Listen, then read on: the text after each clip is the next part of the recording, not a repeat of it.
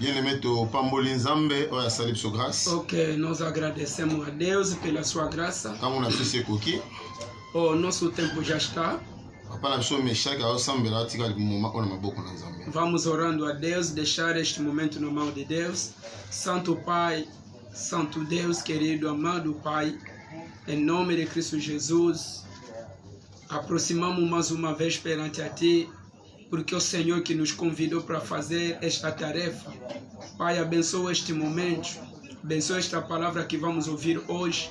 Senhor, acompanhe o pregador que você preparou durante a semana, Pai. Todos amados Senhores que estão na linha, que vão nos seguir nesta tarde de hoje, Papá. Em nome de Jesus Cristo, lhes abandonamos nas Tuas mãos. Dispõe o coração de cada um para que as palavras que vamos ouvir nasçam fruto no nosso coração. Em nome de Jesus Cristo. Amém. Amen.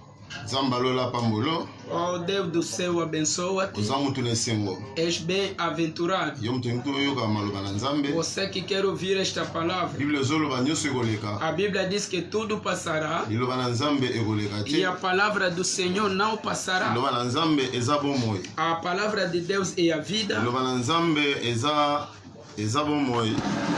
A palavra de Deus é a vida. Nzambe na biso apambola yo. Oh, que Deus do céu te abençoe. Tem tozolobela. O tema que vamos falar Ebenezer. é Ebenezer. Papa na biso meshaki akotangela biso na mukanda 1 Samuel 7. Vamos lendo no livro de primeira carta do Samuel 7, Tobani na verset 1, no verso 1. 3 ape a Sodeti 12. Oremos ancien français em nome de Jesus. Amen. Les gens de Kirjat Jarim virent et firent monter l'arche de l'Éternel. Ils la conduisirent dans la maison d'Abinadab sur la colline, et ils consacrèrent son fils Éléazar pour garder l'arche de l'Éternel. Ils étaient passés bien du temps depuis le jour où l'arche avait été déposée à Kirjat Jarim. 20 années s'étaient écoulées, alors toute la maison d'Israël poussa des gémissements vers l'Éternel.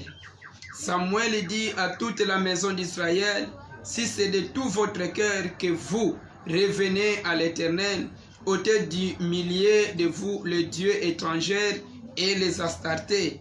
Dirigez votre cœur vers l'Éternel et servez-le lui seul, et il vous délivrera de la main des Philistins. 12. Samuel prit une pierre qu'il plaça entre Mishpa et Shen, et il l'appela du nom de Ebenezer, en disant, jusqu'ici l'Éternel nous a secourus. Alléluia. Amen. Bien-aimé, Amado, awa siko tikotangela biso no sítio que acabamos de ler ezalaki na époque ya Samuel. era na época do Samuel.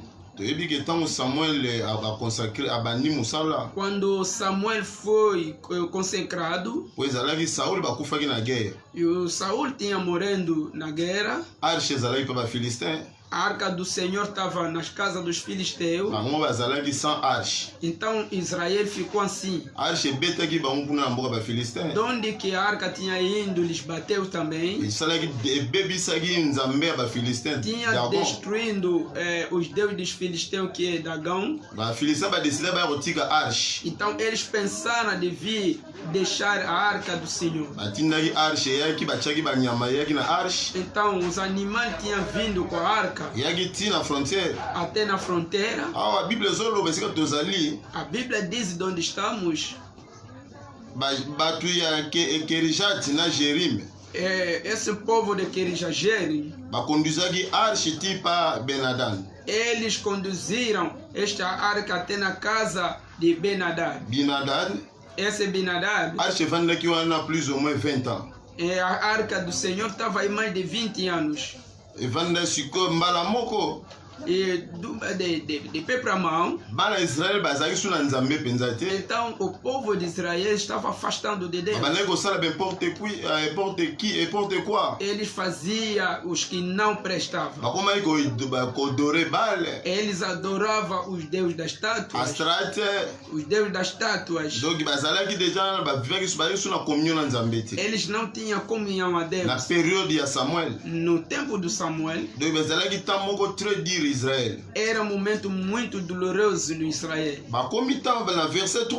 No verso 3. Assemblée ne se yaki pa Samuel. Então havia uma grande multidão na casa do Samuel. Maison Israël yaki. Toda a família de Israel. Samuel abani koloba. Samuel lhes dizia. Etake nganga nzambe. Como sacerdote. Etake prophète. Como profeta. Abi venez à l'Éternel. Diz-lhe venha ao Senhor. Abi ôtez au milieu de vous. Tire no meio de vós. Les dieux étrangers. Os deuses estranhos. Les dieux de Astarte. Os deuses da Estartas. Abi alobi les dieux de Baal. E Deus de Baal.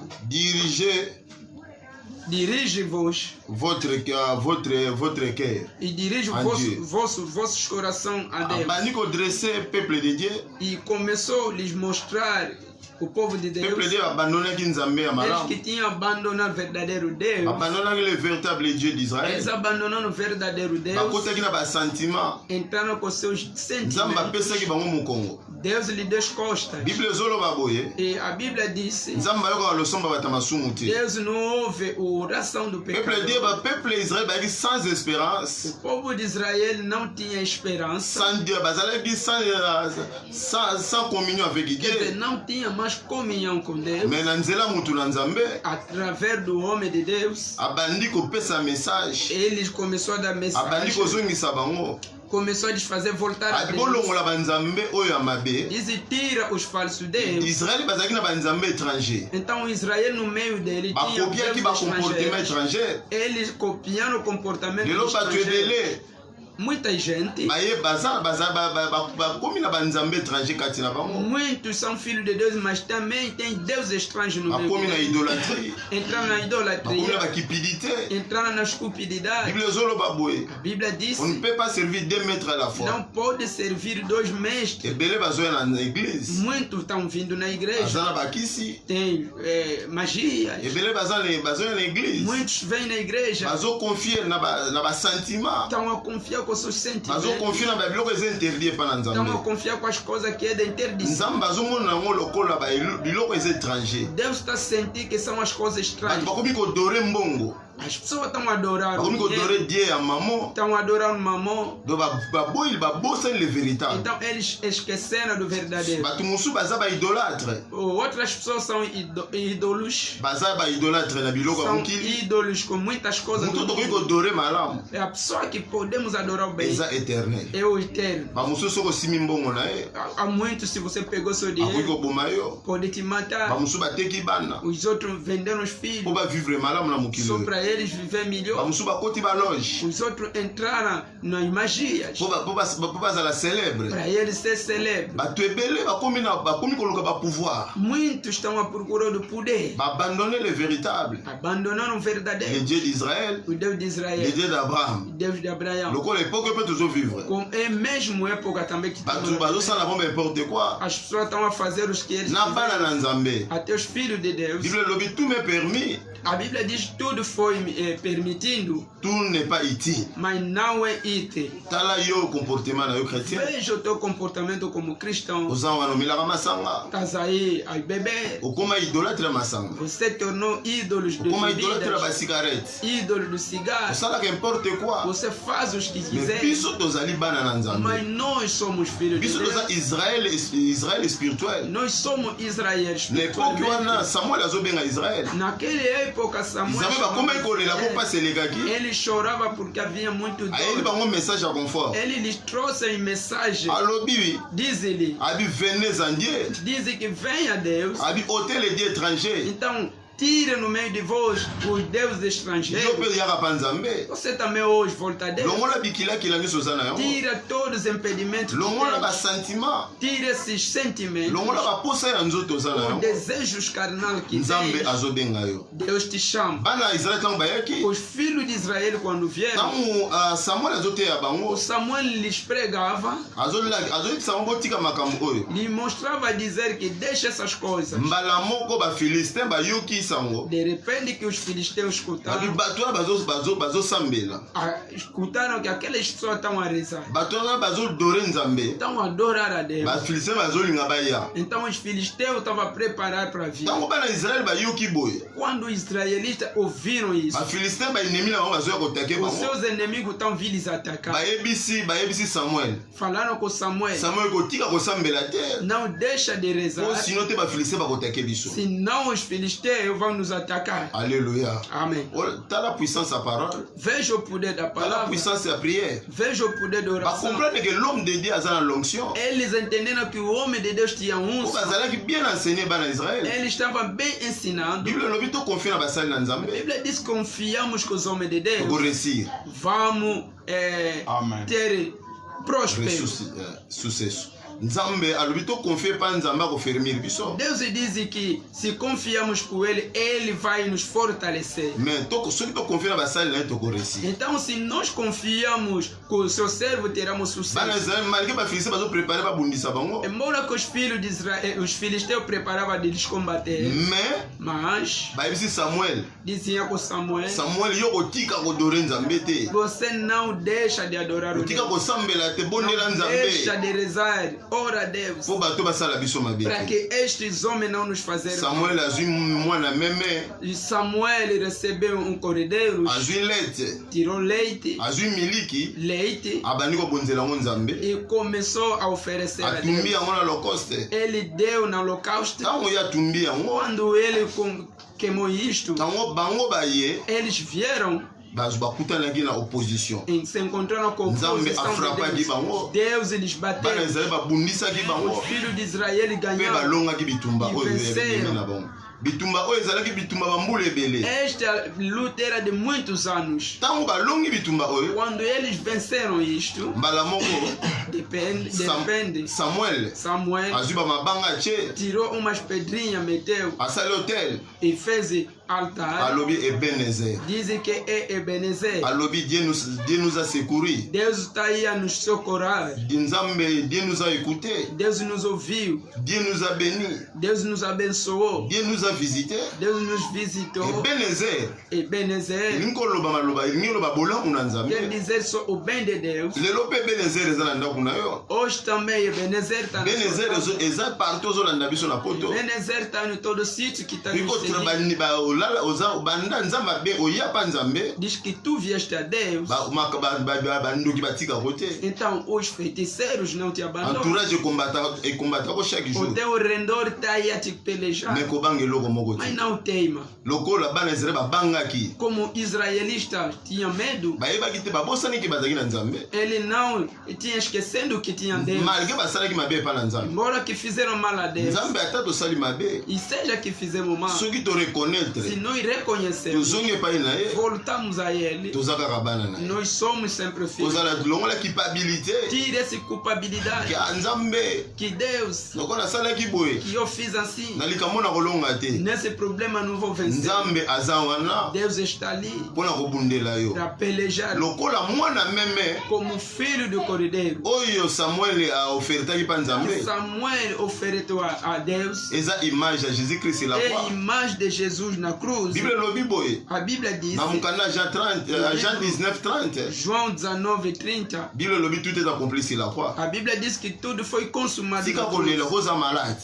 Deixa de chorar porque está doente. malade incurable É uma doença que não se cura. misala ezosimba te Trabalho não e não há parto, succès eza te não há sucesso. Corona. me ndenge nayebi so bien aimé Vou te dizer, ebenezer Ebenezer. Parole wana Ebenezer eza na kati ya bomoi na yo. Aquela palavra de Ebenezer tá na tua. Comprendre que nzamba osama kama minene. Faz entender que Deus vai fazer nzamba ko confondre baini na yo. Deus vai confundir os teus inimigos. Nzambe ako confondre baini so bazotake. Ele vai confundir os que estão te atacando. Nyonso nzamba la kayo. Tudo que Deus te prometeu. Akopesa yo yango bien. Ele dará-te. Tika kolela. Deixa de chorar. Deixa de ter medo. Já choraste muito. Hoje eu estou como Samuel. Estou junto contigo. Para te dizer que afinal Deus está afinal Deus quando vai te dar assim que vai quando vai te dar viagem vai ser o homem bem-aventurado. Quando a visitação de Deus vai ver os milagres, os teus inimigos serão confundidos. Como os inimigos de Israel estavam confundidos. Os filisteus são imagem de diabo. Jesus venceu o diabo no livro de Colossenses 2:14-15. Colossenses 2:14-15. Deus do céu abençoe. Estamos no fim. Amém. Donc, le thème de l'obéli est Ebenezer. Hoje queremos dizer acerca de Ebenezer. Malgré la bitumba, seja pelejo, malgré la combat, seja lutas, Deus está conosco. Ele vai nos fazer victoire. Vai nos dar vitória. Malgré la combat multiplié, seja lutas tão Deus vai abençoar. Deus abençoa você que está seguindo. Todo sítio que está nos seguindo. Deus do céu abençoa. O nosso irmão Meshach vai agradecer a Deus. Santo Pai, Santo Deus, querido amado, mais uma vez te agradecemos, Papá. Tu és Alfa e Ômega. Obrigado de nos tirar pela ignorância que nós tínhamos, Papá. Não sabíamos que dia e noite o Senhor está aí a nos socorrer. Obrigado, Pai. A partir de hoje, aprendemos que Tu és Ebenezer para nós. Vem sempre nos sustentar. Vem sempre estar ao nosso lado, de dia e de noite, Pai. Sustenta também essa casa. Sustenta também esse TV, Vila de Refúgio. Sustenta irmão que tem disponibilizado o saldo todos os dias, Pai. Para que, Senhor Jesus, a Tua obra seja feita. Abençoa ele. E dá mais capacidade para que amanhã, Senhor, ele anunciar a boa nova. Em nome do Senhor, os que vai resistir nessa palavra, Senhor, se encontra contigo no dia de hoje. Em nome de Jesus, assim suplicamos. Amém. Amém. Deus do céu abençoa. ONG na biso la charité. Temos ONG, a caridade. Yo bien aimé mtozo na posa kosunga. Irmão que necessita de ajuda. Zapona kosunga biso te. Não é para nos ajudar. Zapo kosunga batumo bazana paz. É para ajudar os órfãos. Nzamba zolo baboye. A Bíblia diz. Azana nyonga mutu te. Ele não tem emprestando de ninguém. Mais soko sungi orphelin abandonné. Mas se você ajudou órfão, okoti nzambe nyongo. Você vai colocar Deus com a dívida. ONG est disponible bien na so parti. Nosso irmão Pati azana Brasil. Então em Brasil. Yeso ko benga o pessoa coordener a ONG ningezali. Ele vai te orientar como é que pode fazer. ONG kama biso na Luanda to kama mina papa Meshach. Aqui em Luanda estamos aqui com o irmão. Bandiko musu bazana Moçambique. Os outros irmãos também estão em Moçambique. Bandiko musu bazana Haiti. Os outros estão na Haiti. Musu bazana Goma. E os outros estão na Goma. Soko tindi badon. Se você enviou o dom, vamos nos hospitais, vamos distribuir. Às vezes você não tem esse tempo. Tem a vontade de dar. Oportunidade é esta. Nós somos como vosso empregado. Vamos ir até nas prisões, vamos dar. Às vezes estás a deitar a comida. Mas há outras pessoas aqui na África estão a faltar. Deus do céu abençoa você que nos seguiu. Pour prophète Nabiso Jordan. Amanhã o profeta Jordan. Ele que vai nos pregar no dia de amanhã. Hoje é problema do transporte que ele impediu. Às vezes pai tem alguma palavra de dizer. Peuple de Dieu, nous voulons seulement vous saluer là où vous êtes. Irmãos, que só queríamos vos cumprimentar de onde se C'est encontra. notre télévision chaîne Ville de Refuge. Na nossa televisão, canal Vila do Refúgio. Chaque fois, on est disponible pour vous annoncer la bonne nouvelle. Todos os momentos estamos assim para anunciar a boa nova. Prenez cette parole avec beaucoup de considération. Recebe esta palavra com boa consideração. Et soutenez aussi avec votre prière. E a sustenta também nas vossas Nous orações voulons que cette œuvre puisse aller en avant. para que esta obra ir à frente. Là où vous êtes, De onde vocês são, priez aussi pour nous. orem também para nós. Nous assistons votre prière. E nós também desejamos vossas Et orações. Dieu va vous bénir. E Deus também vai vos abençoar. Amen. Amém. tomona elobi na bolingo na